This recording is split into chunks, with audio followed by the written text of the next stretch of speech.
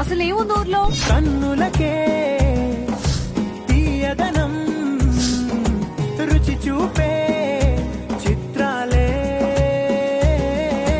సవ్వడితో సంగీతం పలికించే సెలయేళే